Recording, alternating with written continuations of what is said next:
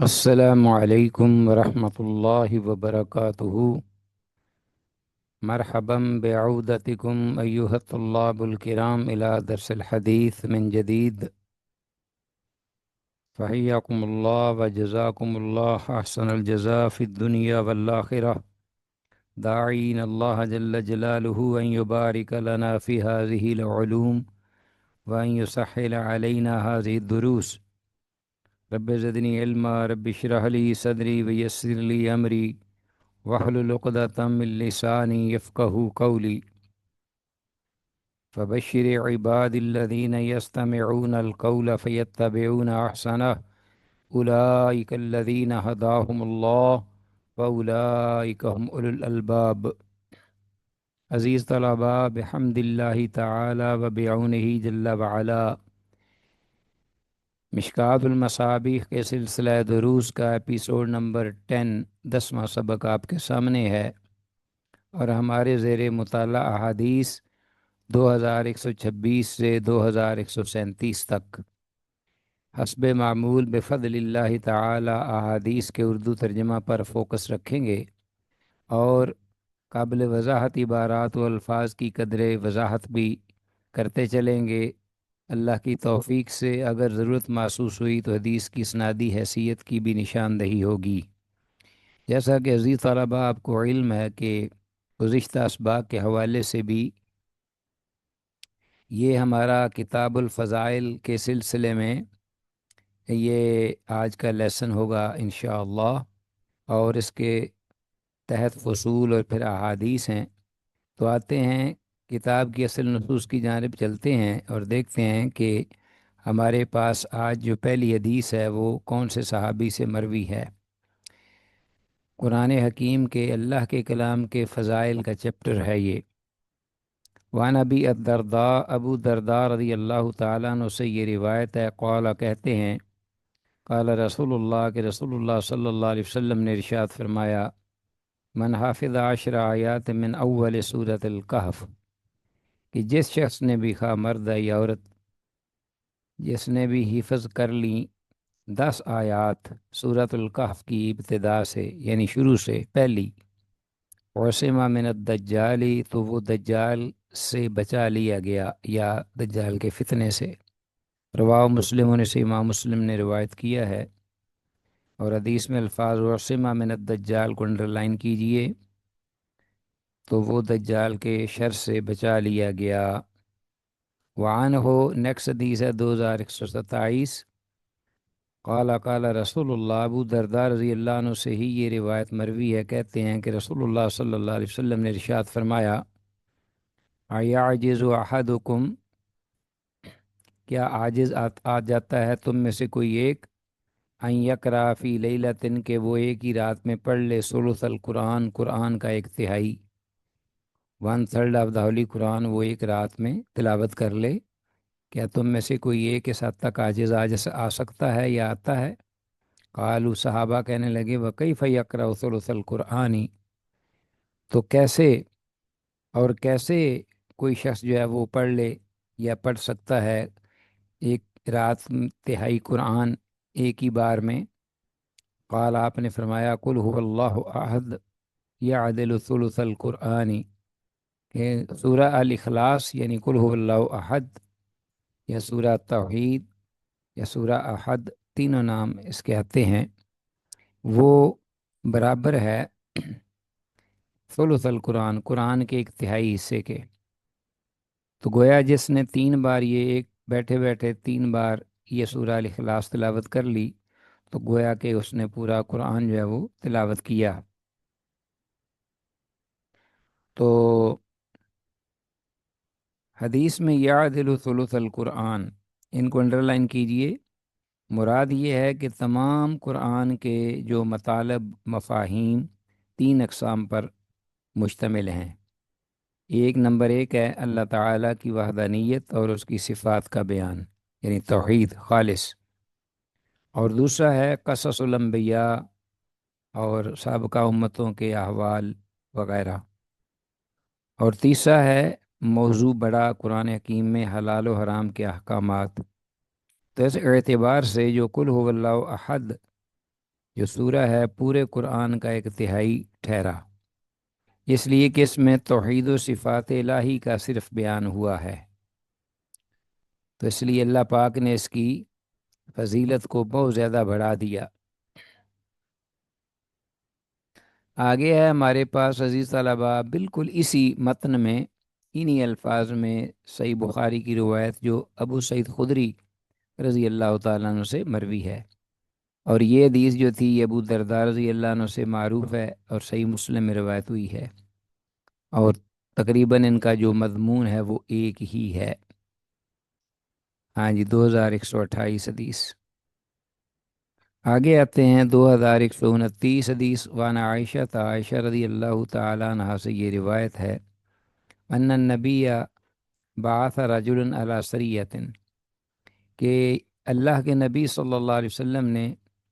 ایک شخص کو بھیجا، ظاہر وہ صحابی ہوں گے، علی سریۃ ایک جنگی مہم پر، جہادی مہم، سریہ۔ ایک لفظ آتا ہے غزوہ اور ایک ہے سریہ، دونوں کا استعمال ہوا ہے حدیث میں۔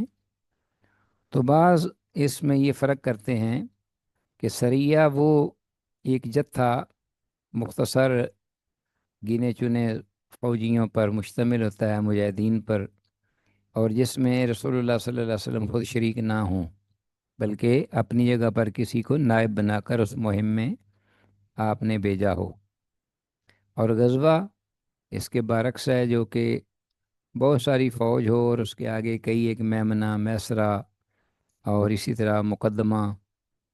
یہ ساری چیزیں تقسیم ہوتی ہے اس کی، اور کئی ہزاروں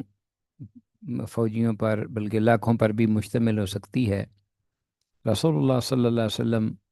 بھی اس میں شریک ہوتے ہوں۔ لیکن یہ کوئی اٹل ڈیفینیشن نہیں ہے، یہ بعض اوقات سریہ میں بھی اللہ کے رسول صلی اللہ علیہ وسلم نے حدیث میں آیا ہے، جو مجھے یاد پڑتا ہے کہ آپ شریک ہوئے اور اس کو سریہ بھی کہا گیا۔ اصل جو فرق ہو سکتا ہے وہ یہ ہو سکتا ہے کہ سریہ چھوٹی فوج، بالکل محدود چند فوجی یا ایک گروپ یا گروہ جو آپ بھیجیں کسی مہم پر، اور غزوہ کہتے ہیں جو کہ ان گنت اور لا تعداد فوجی ہوں یا بہت زیادہ بڑی تعداد میں فوجی جس میں شریک ہو سکتے ہیں۔ یہ ہم فرق کر لیں تو زیادہ بہتر ہے، واللہ عالم۔ تو آپ صلی اللہ علیہ وسلم نے اس صاحب کو بھیجا سریہ، ایک جنگی مہم پر، وہ قائد تھے، وکان یقرأ لأصحابہ فی صلاتہم، اور وہ ہی امامت کراتے اپنے ساتھیوں کی، اور وہ پڑھا کرتے تھے، یہ جب جہری نماز ہوتی خاص طور پر اپنے ساتھیوں کی، جب وہ امامت کراتے تو ان کی نماز میں وہ کیا پڑھتے؟ قرآن حکیم کی تلاوت کرتے، اور پھر فیختموا، وہ یعنی ختم کرتے اس کو سورہ اخلاص کے ساتھ۔ آخر میں جو آپ کی قرات یعنی رکوع سے پہلے جو ہوتی تھی وہ سورہ اخلاص، اس پر وہ کوئی بھی اور حصہ قرآن سے یا پورشن پڑھتے تو آخر میں ہر رکعت کے اندر جو جاری نماز میں ہوتی تھی سورہ اخلاص پڑھتے۔ فلما رجعوا ذکروا،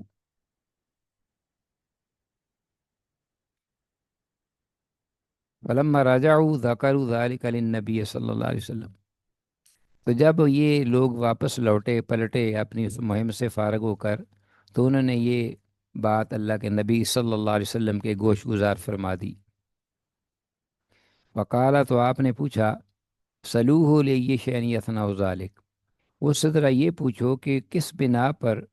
کس وجہ سے اس نے یہ عمل کیا ہے، میں نے تو ایسے کبھی نہیں کیا کہ اس نے مجھے دیکھا ہو یا میں نے کہا ہو۔ فسألوہ، تو صحابہ نے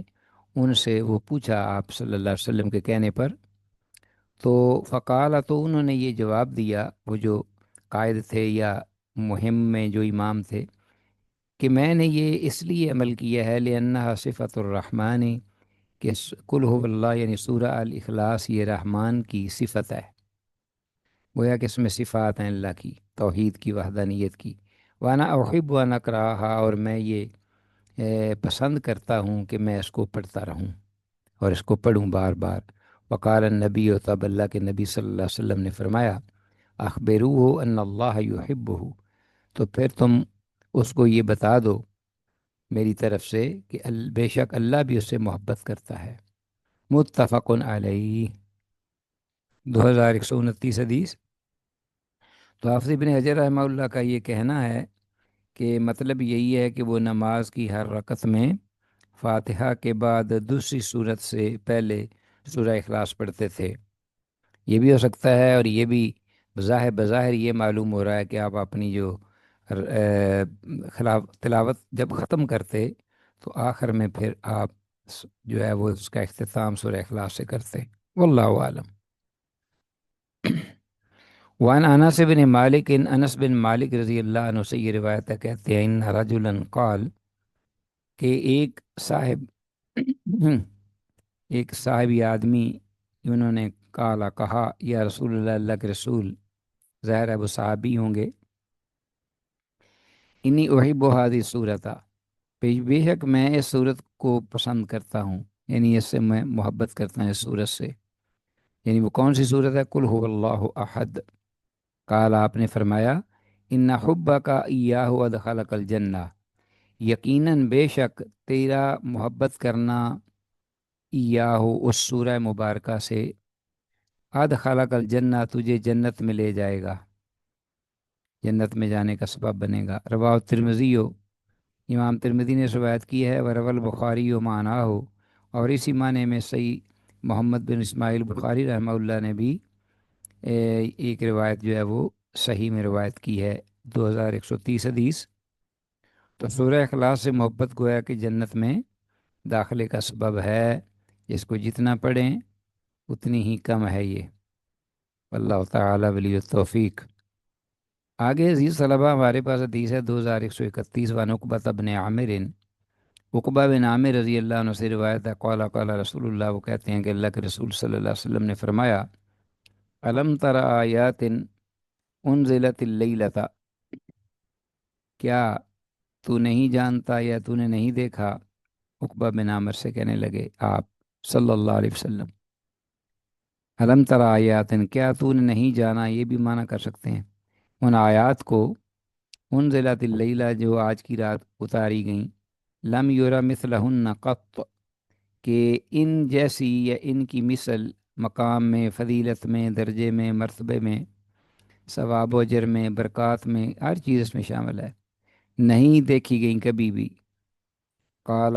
قل، تو یہ کہو تم اعوذ برب الفلق وقل اعوذ برب الناس۔ ہاں، تو یہ دو جو آیات پر مشتمل دو صورتیں ہیں حقیقت میں، تو یہ ایک تو سورہ فلق ہے، دوسری سورہ الناس، جس کی ابتدا پہلی پہلی آیت ہے قل اعوذ برب الفلق اور قل اعوذ برب الناس۔ تو مطلب یہی ہے کہ عزیز طلبہ، شیطانی کھیل، جادو وغیرہ سے بچاؤ اور آفات و امراض سے محفوظ رہنے کا یہ بہترین ایک تعویذ سمجھ لیجیے، دم ہے، اکسیر ہے۔ وعن عائشہ، عائشہ رضی اللہ عنہ سے روایت ہے، ان النبی، کہ اللہ کے نبی صلی اللہ علیہ وسلم کان اذا آوا، جب آپ تشریف لاتے آرام کے لیے، اذا آوا الی فراشی، اپنے بستر کی جانب، کل لیلۃ، ہر رات، تو کیا عمل فرماتے؟ سب سے پہلے بڑا ہی اہم ہے عزیز طلبہ، غور سے سنیے، جمع کفئی ہے، آپ آپ اپنی دونوں ہتھیلیوں کو اکٹھا کرتے، ثم نفث فیہما، پھر ان دونوں میں پھونک مارتے، فقرأ فیہما، پھر ان پہ یہ آیات یا صورتیں پڑھتے، قل هو اللہ احد، قل اعوذ برب الفلق، اور قل اعوذ برب الناس، یہ تینوں معوذتین اور سورہ احد، ثم یمسح بہما ما استطاع من جسدہ، پھر ان دونوں ہاتھوں کو پھیرتے جہاں تک ممکن ہو سکتا اپنے جسم مبارک پر، یبدأ بہما علی رأسہ ووجہہ، آپ آغاز کرتے اس دم کو ہاتھوں پر کر لینے کے بعد، ہاتھ پھیرنے میں ابتدا کرتے بہما، دونوں ہاتھوں سے، اپنے سر مبارک سے اور اپنے چہرہ انور سے، وما اقبل من جسدہ، اور جو آپ کے جسم کے سامنے والا حصہ ہوتا تھا وہاں پر، یا فعل ذالک ثلاث مراتن، اور یہی عمل آپ 3 بار دہراتے۔ تو یہ ذہن میں رکھنا ہے، رات کو 3 بار یہ اسی طرح عمل کرنا ہے، تو وہ بالکل الحمدللہ پھر وہ اللہ کی حفاظت میں، فرشتوں کی جلاؤ میں، اور اللہ کی رحمت میں ہوگا۔ متفق علیہ۔ وسنذکر حدیث ابن مسعود، حدیث ابن مسعود، اور امام صاحب مشکات المصابیح نے آخر میں یہ کہا کہ یہ ہم عبداللہ بن مسعود رضی اللہ عنہ کی جو یہاں حدیث تھی، جو امام بغوی نے یہاں رقم کی ہوئی تھی، اس کو ہم یہاں ذکر نہیں کر رہے، اس کو ہم عن قریب ذکر کریں گے۔ لما اسری برسول اللہ فی باب المعراج، معراج کے باب میں جب رسول اللہ صلی اللہ علیہ وسلم کو اسراء کرائی گئی، رات کو سیر کرائی گئی، اس باب میں انشاءاللہ تعالی، اگر اللہ تعالی نے چاہا تو۔ 2132 حدیث، حدیث میں لفظ نافاتہ ہے، ذرا غور سے سنیے گا ذرا، یہ چونکہ دم ہے تو لوگ اس میں غلطی کر جاتے ہیں۔ نافاتہ کا مطلب ہے کہ اس ایک شخص نے دم کیا، فعل ماضی۔ نافاتہ فیہ ما سے بظاہر معلوم ہوتا ہے کہ پہلے آپ صلی اللہ علیہ وسلم اپنے ہاتھوں پر دم کر لیتے، اس کے بعد معوذات پڑھتے، یعنی سورہ اخلاص اور قل اعوذ برب الفلق اور قل اعوذ برب الناس، ٹھیک ہے جی۔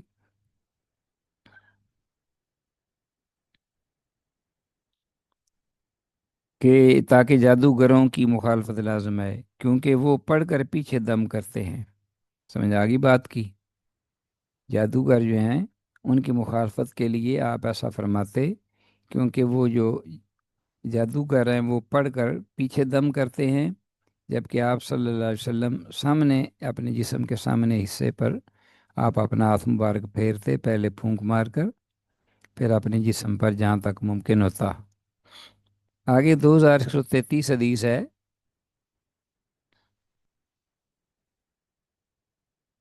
اور الفصل الثانی، اس باب کی دوسری فصل آ گئی، باب فضائل القرآن میں۔ وعن عبد الرحمن بن عوف، عبد الرحمن بن عوف رضی اللہ تعالیٰ عنہ سے یہ روایت مروی عن النبی، واللہ کے نبی صلی اللہ علیہ وسلم سے روایت کرتے ہیں، قال آپ نے فرمایا، ثلاثۃ تحت العرش یوم القیامہ، کہ 3 چیزیں جو ہیں وہ، یا 3 قسم کے اعمال عرش کے نیچے ہوں گے قیامت کے دن۔ 3 چیزیں قیامت کے روز عرش کے نیچے ہوں گی، القرآن، کلام الہی قرآن، یحاج العباد لہو، یحاج العباد جو کہ اہل ایمان جو بندے ہیں اللہ کے، ان کی طرف سے وہ اپنا بحث کرے گا یا جھگڑا کرے گا ان کی سفارش کے حق میں، سفارش میں۔ لہو ظہر و بطن، اس کلام الہی کا ایک ظاہری مفہوم ہے، معنی ہے، و بطن، اور ایک پوشیدہ باطنی معنی ہے۔ والامانت، اور دوسری چیز امانت، امانت بھی عرش کے نیچے ہوگی قیامت کے روز۔ والرحم، اور تیسرا رحم، جو تعلق ہوتا ہے ایک دوسرے کا خونی۔ تو نادی، جو پکارے گا، اللہ، آگاہ ہو جاؤ، من وصلنی وصلہ اللہ، جس نے مجھے ملایا اللہ اس کو ملائے گا، ومن قطعنی قطعہ اللہ، اور جس نے مجھے قطع کیا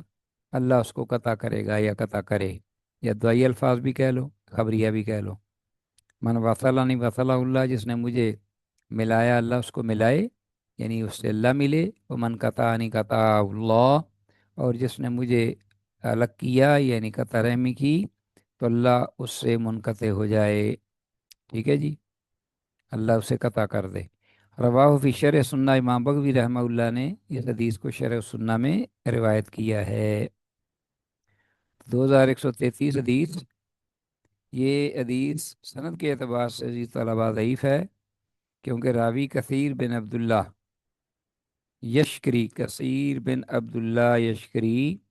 یہ راوی جو ہے، یہ اس کو امام ابن حبان رحمہ اللہ کے علاوہ کسی نے ثقہ نہیں کہا، اور العقیلی نے اسے، امام عقیلی رحمہ اللہ نے اسے الضعفاء میں ذکر کیا ہے۔ اسی طرح حسن بن عبد الرحمن بھی سند میں وہ مجہول ہے۔ ٹھیک ہو گیا جی۔ ظاہر سے مراد یعنی یہ ہر قرآن کا ایک ظاہری معنی ہے اور ایک باطنی۔ ظاہر سے مراد ظاہری معنی ہی ہے کہ عوام اسے سمجھتی ہے آرام سے، سکون سے، جیسے اقیم الصلاۃ، نماز پڑھو، ہاں جی، آتوا الزکوٰۃ، زکوٰۃ دو، ہر کوئی سمجھ لیتا ہے آرام سے۔ اور ایک باطنی معنی ہے یعنی قرآن کے محتاج ہیں تامل، فکر اور تفسیر کیے بغیر یا سمجھے بغیر یا استاد سے، عالم سے پوچھے بغیر اس کا مفہوم جو ہے اس کا پتہ نہیں چلتا عام لوگوں کو، یہ مراد ہے۔ صوفیوں کی طرح یہ نہیں کہ اپنا منمانی جو بھی ہے دماغ میں، دل میں، اس کا معنی کر کے کہے یہ باطنی معنی ہے اس کا۔ 2134 حدیث وان عبداللہ بن عمرو، عبداللہ بن عمر رضی اللہ عنہ سے روایت ہے، کہتے ہیں قال رسول اللہ، کہ اللہ کے رسول صلی اللہ علیہ وسلم نے ارشاد فرمایا، یقال لصاحب القرآن،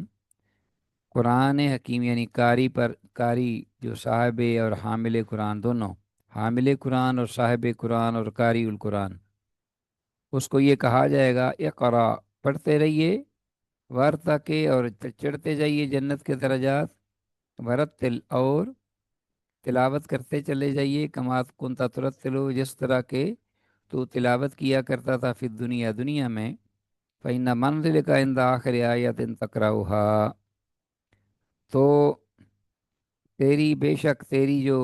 منزل یا ٹھکانہ ہوگا وہ اس آخری آیت کے وقت ہوگا جس کو تو پڑھے گا۔ ہاں جی، یعنی جو تو آخری آیت پڑھے گا قرآن حکیم کی تلاوت سے، وہ تیرا آخری ٹھکانہ یا منزل ہوگی۔ رواه احمد و ترمذی و ابو داود و النسائی، اس امام احمد، امام ترمذی، امام ابو داود اور امام نسائی رحمہ اللہ سب نے روایت کی ہے اپنی اپنی کتب حدیث میں اس حدیث کو۔ 2134 حدیث، تو اس حدیث کی سند بہر الحسن ہے، صحیح ہے۔ ٹھیک ہو گیا جی۔ دہلمی، امام دہلمی رحمہ اللہ نے حدیث بیان کی ہے کہ جنت کے درجات قرآن آیات کے مطابق ہوں گے یا ہیں، جنت کے درجات قرآنی آیات کے بقدر ہیں جتنی قرآنی آیات ہیں، اور مشہور قول کے مطابق قرآن حکیم کی آیات 6666 ہیں۔ بظاہر یہ مرتبہ حافظ قرآن کے لیے ہے، مگر قاری کو بھی مل جائے گا اگر اللہ چاہے تو، اللہ کی رحمت سے بعید نہیں، تو اللہ تعالیٰ کی رحمت بہت وسیع ہے، لیکن شرط یہ ہے کہ خواہ وہ قاری ہو یا خواہ وہ عامل ہو، عالم ہو، وہ عامل ضرور ہو، تب بات بنے گی۔ 2135 حدیث،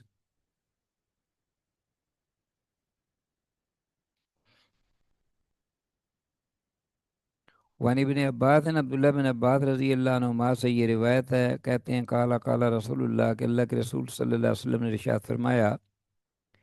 ان الذی لیس فی جوفی شیء من القرآن، یقیناً وہ شخص کہ جس کے پیٹ میں قرآن حکیم کا کچھ بھی حصہ نہیں، یا کوئی چیز نہیں قرآن حکیم سے متعلق، یا کوئی حصہ نہیں ہے، کل بیت الخارب، تو وہ ویران یا اجڑے ہوئے یا بے آباد گھر کی طرح ہے۔ ٹھیک ہو گیا جی۔ تو واضح ہے اس کا مفہوم، رواہ ترمذی و دارمی ہو، امام ترمذی اور امام دارمی رحمہ اللہ دونوں نے اس کو روایت کیا ہے۔ وقال ترمذی ہو، اور امام ترمذی کہتے ہیں ھذا حدیث صحیح، کہ یہ حدیث صحیح ہے۔ ہو گیا۔ تو بہرحال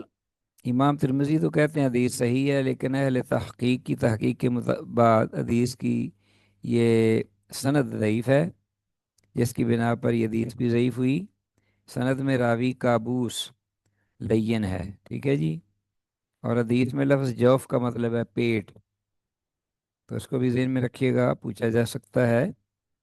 آگے 2136 حدیث آ گئی، وعن ابی سعید الخدری،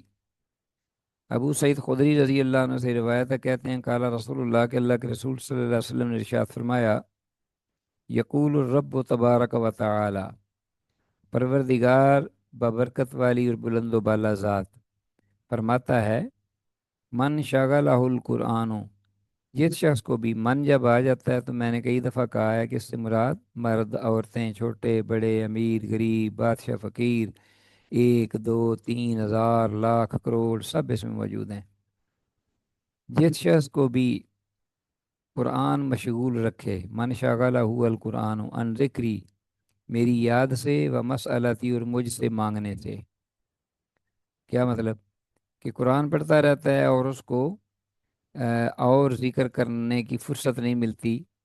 اور اسی طرح مجھ سے مانگنے کا بھی اس کو موقع نہیں ملتا، لیکن قرآن اسے مشغول رکھتا ہے، تو اللہ فرماتے ہیں اعطیتہ افضل ما اعطی السائلین، تو میں اس کو عطا کرتا ہوں بہت زیادہ فضیلت والی چیزیں جو کہ میں مانگنے والوں کو عطا کروں، ان کی نسبت جو کہ میں مانگنے والوں کو دیتا ہوں، ان لوگوں کو جن کو میرا قرآن جو ہے وہ مشغول و مصروف رکھے، اور مجھ سے مانگنے اور مجھے میرا ذکر کرنے سے، تو میں ان کو بہت زیادہ نواز دیتا ہوں۔ وفضل کلام اللہ تعالی علی سائر الکلام، اور اللہ تعالیٰ کے کلام کی فضیلت بقیہ تمام جو کلام ہیں ان پر ایسے ہے کہ فضل اللہ علی خلق ہی، جس طرح کہ اللہ جل شانہ کی فضیلت اس کی مخلوق پر ہے، تو کوئی نسبت ہی نہیں ہے، ایک خالق ہے، ایک مخلوق ہے۔ رواه ترمذی والدارمی والبیہقی فی شعب الایمان، اس روایت کو امام ترمذی، امام دارمی، امام بہقی نے شعب الایمان میں، اور امام بہقی نے شعب الایمان میں، اور امام ترمذی اور امام دارمی رحمہ اللہ دونوں نے اپنی اپنی کتب حدیث میں اس کو روایت کیا ہے۔ وقال ترمذی وهذا حدیث حسن غریب، امام ترمذی کہتے ہیں کہ یہ حدیث حسن غریب ہے۔ 2136 حسن غریب تو مراد کیا ہے؟ اہل تحقیق کے تحقیق کے مطابق 2136 حدیث کی سند ضعیف ہے۔ سند میں محمد بن الحسن بن ابی یزید، محمد بن الحسن بن ابی یزید ضعیف تر ہے، یعنی بہت زیادہ ضعیف ہے، مگر یہ ضرور ہے کہ اس حدیث کے شواہد ہیں، خاص طور پر فضل کلام اللہ علیہ سار الکلام کا فضل اللہ علیہ خلق ہی، اور اس طرح حدیث قدسی ہے یہ ویسے ابو سعید خدری رضی اللہ عنہ سے۔ 2137 حدیث، وان ابن مسعود عبداللہ بن مسعود رضی اللہ تعالیٰ عنہ سے یہ روایت مروی ہے، قالا کہتے ہیں، قالا رسول اللہ کہ اللہ کے رسول صلی اللہ علیہ وسلم نے ارشاد فرمایا، من قرأ حرفا من کتاب اللہ، جس شخص نے بھی، من آ گیا وہی مانا کوئی بھی ہو، جس نے پڑھ لیا ایک حرف اللہ کی کتاب سے، تباً یہ سب ایمان کی بات ہے، کافر مشرک کے لیے یہ فضیلت نہیں ہے، نہ اس کے لیے اجر ثواب ہے۔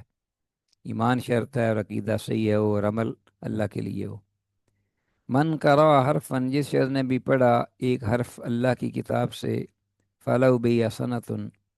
تو اس کے لیے اس کے بدلے میں ایک نیکی ہوگی، والحسنۃ بعشر امثالہا، اور وہ نیکی جو ہے وہ 10 گنا تک اس کا اجر و ثواب ہے، والحسنۃ بعشر امثالہا، یہ عام قاعدہ اللہ پاک کی سنت ہے۔ لا اقول، میں نہیں کہتا، الف لام میم حرفن، کہ الف لام میم جو حروف مقطعات شروع میں آتے ہیں قرآن کے آغاز میں بھی، یہ ایک حرف ہے، بلکہ الف حرف، الف الگ ایک حرف ہے، ولام حرف، لام حرف ہے، ومیم حرف، اور میم حرف ہے، تو گویا الگ یہ تین حروف ہوئے، تو ان کے پڑھنے پر صرف 30 نیکیاں کم از کم ملیں گی، کم از کم 30۔ اللہ اکبر۔ رواه ترمذی، سے امام ترمذی نے روایت کیا ہے اس حدیث کو، 2137 حدیث، و دارمی، اور امام دارمی نے بھی۔ وقال ترمذی هذا حدیث حسن صحیح غریب